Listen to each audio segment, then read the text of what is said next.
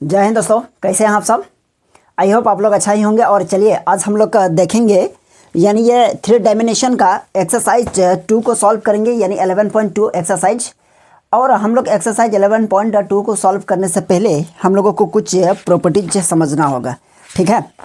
जैसा question number यहाँ 1 देखिए क्या कहा गया है ना। एक्सरसाइज ये 11.2 है। कहा गया है so that the 3 line with the direction cosine, है ना। डायरेक्शन कोसाइन गिवन है आर म्यूचुअली परपेंडिकुलर। और कहा गया है ये म्यूचुअली परपेंडिकुलर है, तो ये कैसे होगा इसको पहले समझते हैं, ठीक है। तो हम लोग पहले प्रॉपर्टीज को समझेंगे। क्या है प्रॉपर्टीज, तो यहाँ देखिए एक होता है एंगल बिटवीन 2 लाइन, है ना। सपोज कीजिए एंगल है, यहाँ देखिए इस पे ये कोई लाइन है एक्स एक्सिस वाई एक्सिस और जेड एक्सिस, 3D है ना। ये वाई एक्सिस मान लीजिए, ये एक्स एक्सिस मान लीजिए और ये आपका है जेड एक्सिस, ठीक है। सपोज कीजिए इससे होकर कोई एक लाइन गुजर रही है इससे होकर कोई दूसरा, ये लाइन 1 है और इसको लाइन 2 मान लीजिए, है ना। तो यहाँ बीच में जो एंगल बनेगा उसको हम लोग क्या मानेंगे, थीटा। ये आपका जेड एक्सिस है, ठीक है। इतना समझ लीजिए, ये लाइन 1 है और ये लाइन 2 है। सपोज कीजिए ये आपका क्या है, ये कोई पॉइंट है, यहाँ तो 0 0 होगा, है ना। इसको हम लोग क्या माने, क्यू माने, और इसको हम लोग पी मान लेते हैं, ठीक है। चलिए तो हम लोग क्या करेंगे, इसका हम लोग एंगल निकालेंगे, है ना। तो एंगल निकालने का क्या तरीका है, यानी ये थीटा है एंगल। तो इसका एक प्रॉपर्टीज होता है। सपोज कीजिए लाइन 1 का डायरेक्शन रेशियो, है ना,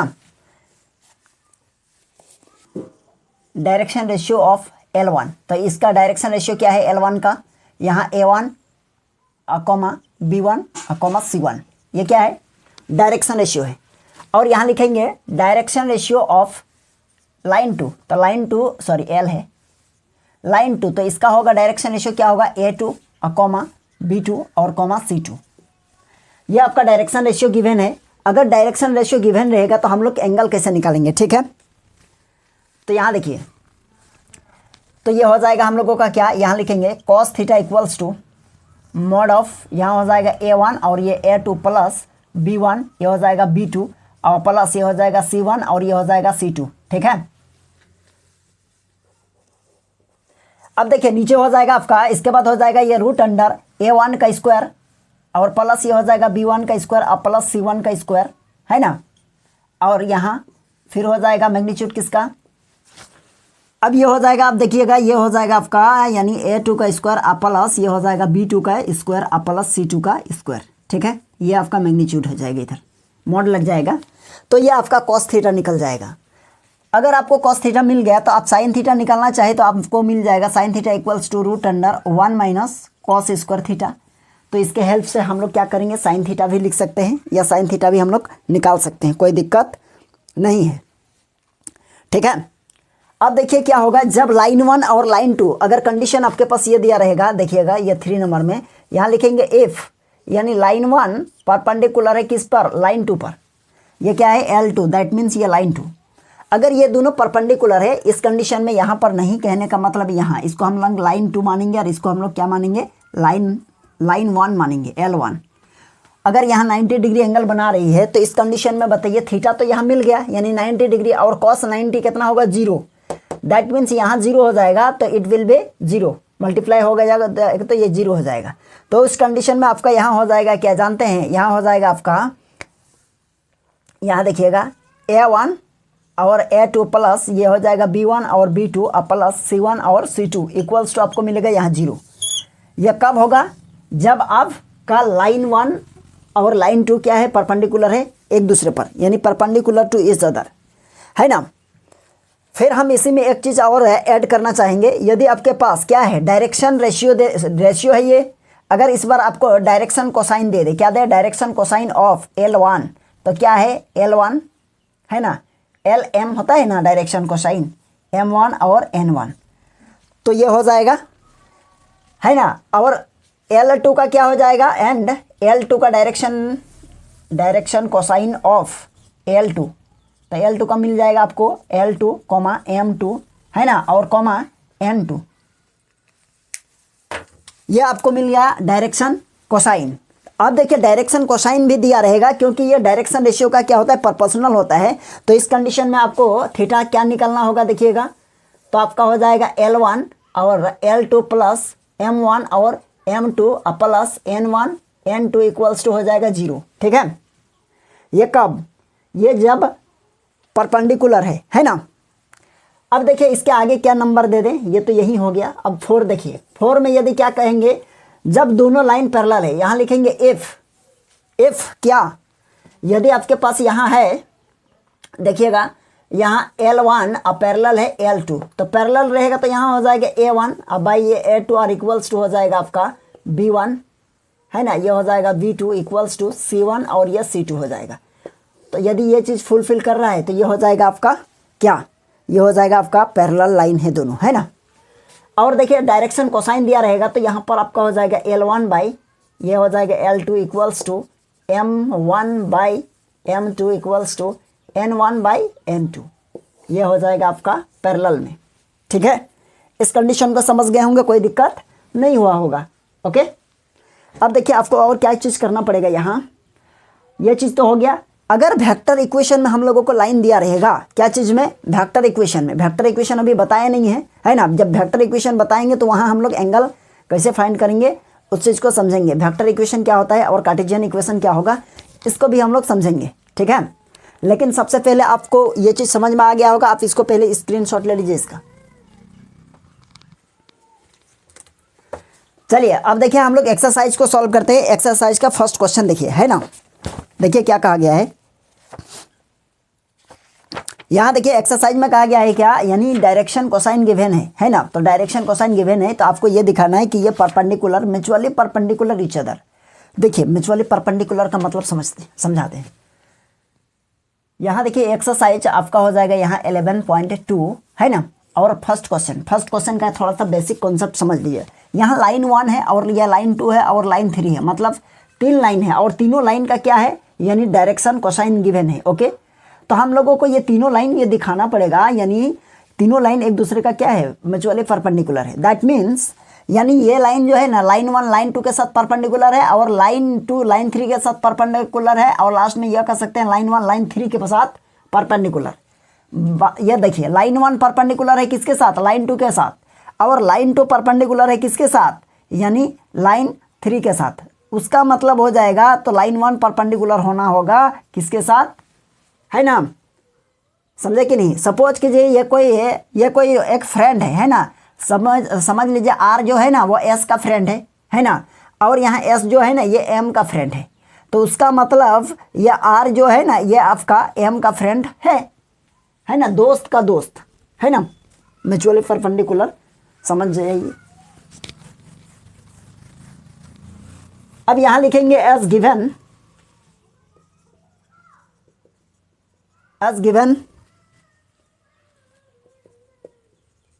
दैट, यहाँ क्या क्या गिवन है देखिएगा, परपेंडिकुलर यानी डायरेक्शन कोसाइन। ओके, तो क्या क्या है देखिएगा, 12/13 और ये हो जाएगा आपका 3/13 कॉमा -4/13, है ना। चलिए, और दूसरा है आपका 4/13 कॉमा 12/13 कॉमा 3/13। चलिए, और यह हो जाएगा, और दूसरा देखिए 3/13 कॉमा -4/13 और ये कॉमा ये हो जाएगा 12/13।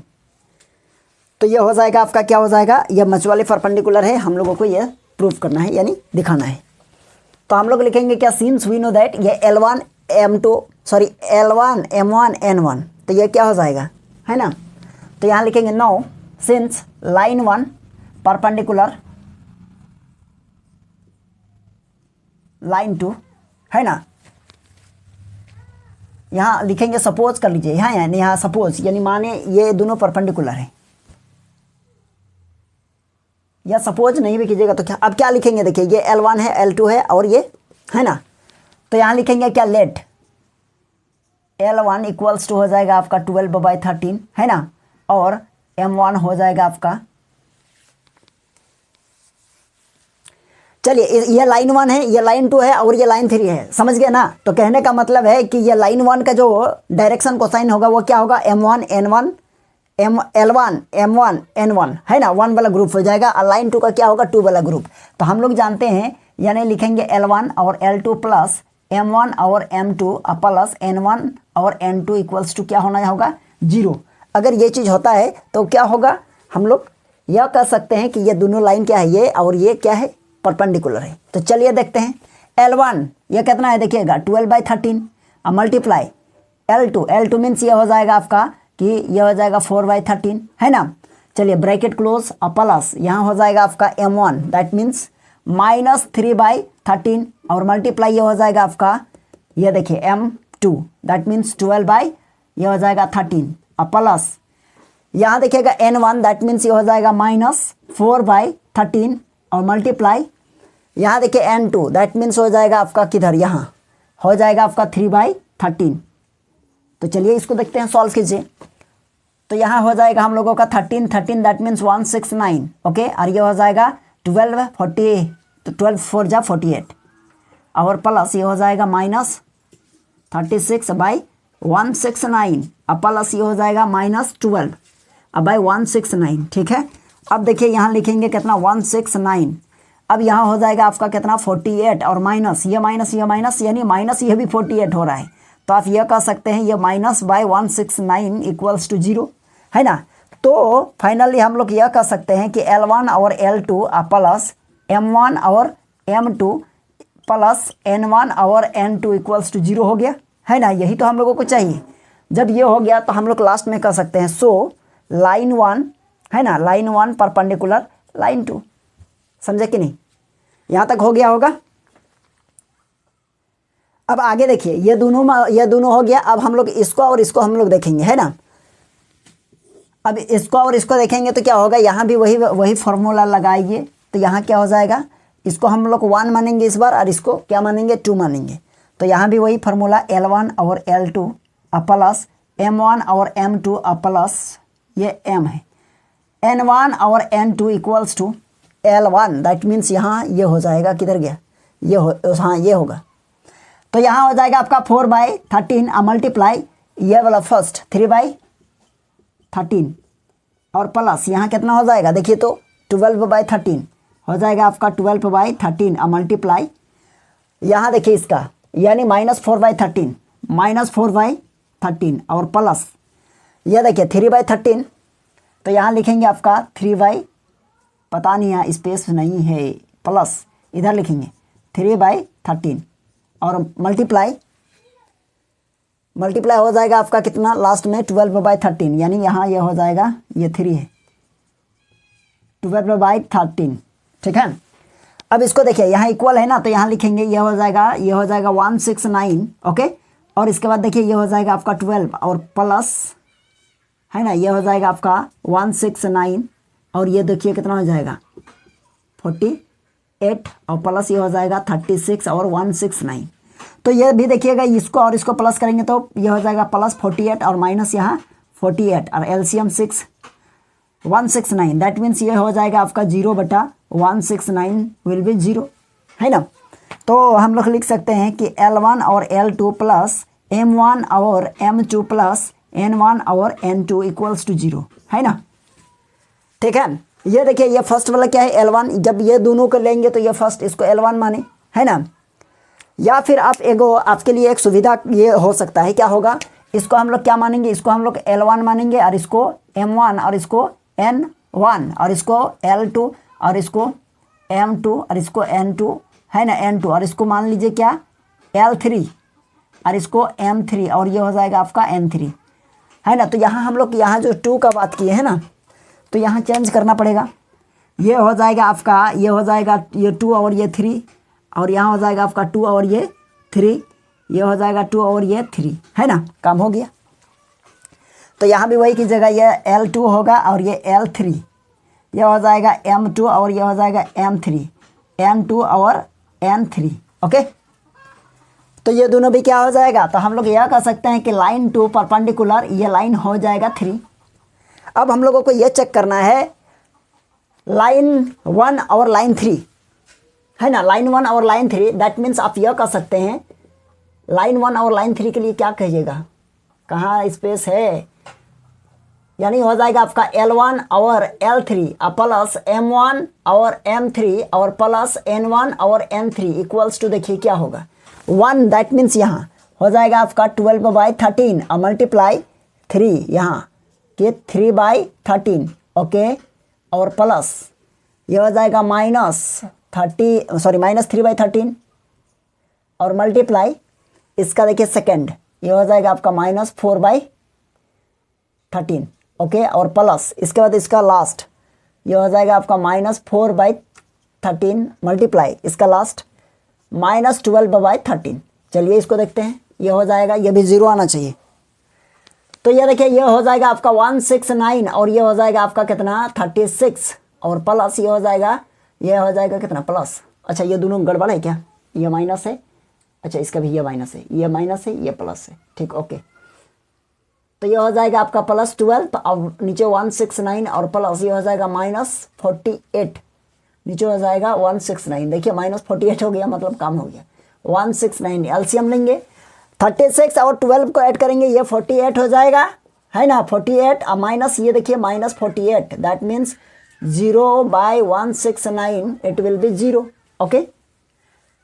देयरफॉर हम लोग लिखेंगे सो लाइन 1 परपेंडिकुलर लाइन 3, है ना, ये हो जाएगा काम। लेकिन लास्ट में आपको क्या लिखना पड़ेगा, L1 एंड L2 यहाँ लिख देते हैं, ये लास्ट फाइनली यहाँ लिखेंगे क्या, सो L1 L2 और L3 are also mutually perpendicular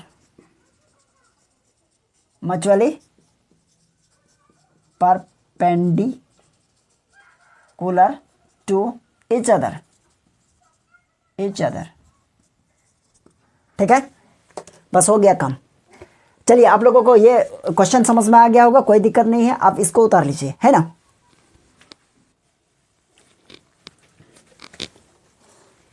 चलिए यहाँ देखिए हम लोगों का क्वेश्चन नंबर 2 में क्या कहा गया है, इसको समझिए। क्वेश्चन में यह कहा गया है, so that the line and through the point क्या है 1 -1 एंड 2 और इसके बाद है 3 है 4 है और -2 है और is perpendicular to the line and through the point 0, 2, 0, 3, 2 and 3, 5, 6 और इस दोनों पॉइंट पर क्या है परपेंडिकुलर है। कहने का मतलब यहाँ देखिए हम एक फिगर यहाँ ड्रॉ किए हैं, देखिएगा इसको। कहने का मतलब ये जो पॉइंट है ना, ये भी ए बी इस लाइन पर परपेंडिकुलर है, या फिर आप यह कह सकते हैं ये पी और ये क्यू मान लिए हैं इसको, और ये लाइन क्या है, ये एक दूसरे पर परपेंडिकुलर है ना। कहने का मतलब यदि एक दूसरे पर कोई भी परपेंडिकुलर है तो दोनों का डायरेक्शन रेशियो निकालिए या फिर डायरेक्शन कोसाइन निकालिए। अगर उसका प्रोडक्ट यानी उसका प्रोडक्ट का सम यदि यानी क्या हो जाएगा 0 हो जाएगा, तो आप समझ लीजिएगा परपेंडिकुलर है। तो सबसे पहले ए बी का हम लोगों को क्या चाहिए, डायरेक्शन रेशियो। तो हम लोग लिखेंगे क्या, ये सबसे पहले लिखेंगे एज गिवन पॉइंट्स। क्या क्या गिवन था देखिए, तो यह गिवन था 1, -1 और 2 एंड अच्छा कोमा यह है आपका 3, 4 और -2, है ना, परपेंडिकुलर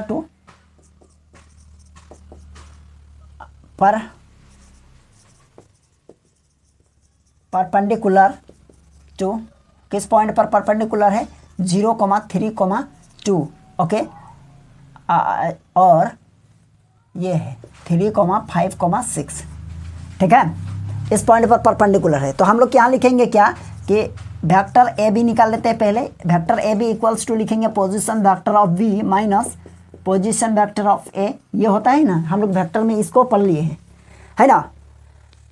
अब देखिए क्या कीजिएगा, इसका पोजीशन वेक्टर निकालेंगे, that means vector A B equals to B क्या है, बी किधर है, ये है, दैट मीन्स आप लिखिएगा 3i + 4j और प्लस और यहाँ माइनस है जिसकी वजह से -2 के, है ना, और आपका माइनस होगा क्या A, position vector of A, that means यहाँ देखिए ये है, तो यह हो जाएगा i और -j और +2 के, okay.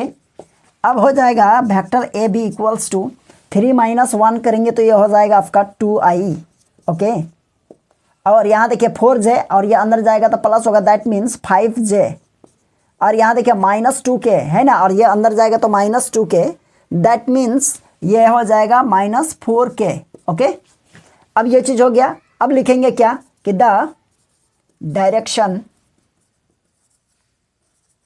Ratio of vector A B. तो यह कितना हो जाएगा, ये हो जाएगा आपका 2,5 और ये हो जाएगा आपका ये -4 है ना, ये वाला -4। अब चाहे तो ऐसे भी लिख सकते हैं। अब हम लोग निकालेंगे क्या, पी क्यू। तो पी क्यू का पोजीशन वेक्टर निकालिए। तो यहाँ लिखेंगे क्या, vector P Q equals to होगा पोजीशन वेक्टर ऑफ क्या हो जाएगा यहाँ Q minus position vector of यहाँ हो जाएगा पी, है ना। तो आपका यहाँ हो जाएगा, देखिएगा क्या हो जाएगा, vector P Q equals to Q का देखिए क्या है, क्यू यहाँ है, दैट मीन्स ये हो जाएगा 3i प्लस 5j और प्लस ये हो जाएगा आपका 6k। ओके, और माइनस यहाँ हो जाएगा आपका कितना p। तो p क्या है यहाँ देखिएगा 0, दैट मीन्स आप यह कर सकते हैं 3j और प्लस 2k, यानी i क्या है 0 है, हो जाएगा। अब माइनस कीजिए, तो वेक्टर पी क्यू 3 में देखिए i नहीं है, दैट मीन्स ये हो जाएगा आपका 3i और प्लस 5, ये इसमें 3 माइनस यानी 2j, 6 में 2 तो हो जाएगा प्लस 4k। ओके, अब देखिए इसका डायरेक्शन रेशियो क्या होगा, यहाँ लिखेंगे direction ratio of vector P Q. तो ये हो जाएगा आपका क्या, ये हो जाएगा आपका 3,2,4 है ना।